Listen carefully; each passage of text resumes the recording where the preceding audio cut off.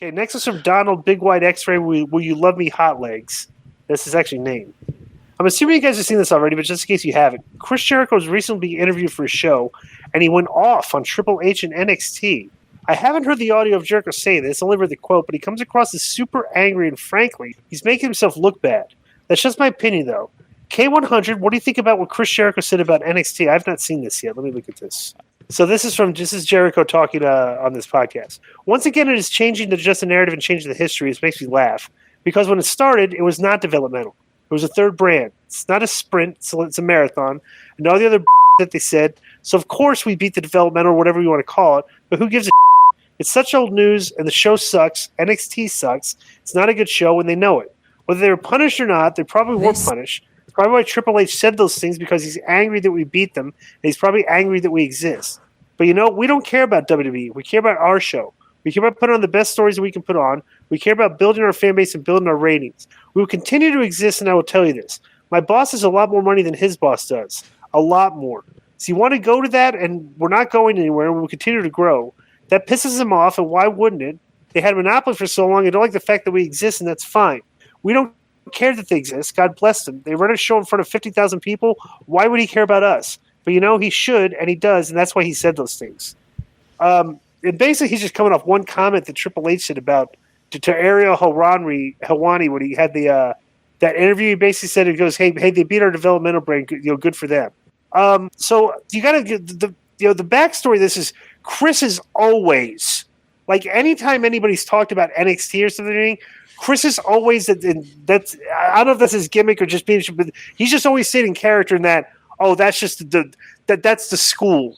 Like, he's very dismissive of NXT. Like, these are the developmental guys. This is the guys that are still in wrestling school. These are that's always been his shtick about this. For a long time. I see a lot of stuff he said. And it's kind of thing like that's what he would say. He's like a very seasoned veteran. So, like, if talking about NXT, like, if you want to put over, like, hey, this guy come from NXT, he could beat Chris Jericho. It's like, oh, you mean like the guy from the wrestling school? That's something that he would say. So, but he's right and wrong.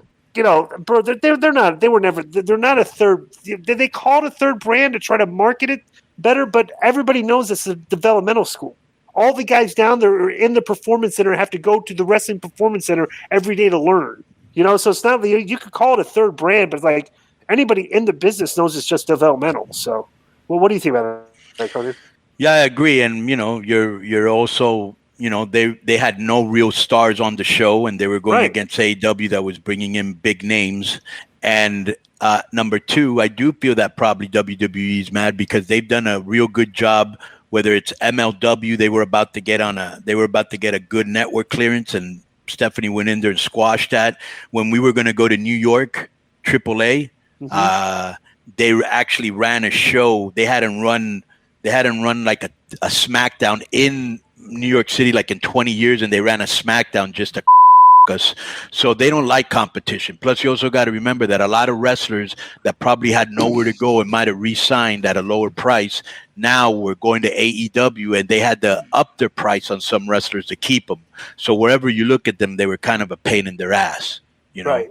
And they've always, and you got to understand the genesis of like the WWE, the genesis of Vince McMahon's WWE was putting everybody else out of business. Right.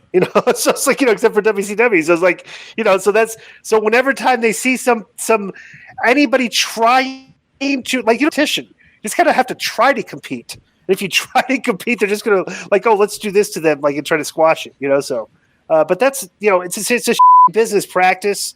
If you think about it, it's very petty, but that's what they've been doing for 30 something years, so that's just in their DNA. Yo, what up? This is Konnan, and I host Keeping It 100, my co-host, Disco Inferno, unfortunately. Well, I'd say you're my co-host. Listen, every Thursday here on Spreaker, we talk pro wrestling, sports, movies, music, TV, pop culture, and some politics. It's everything the rest of the pro wrestling podcasts are not.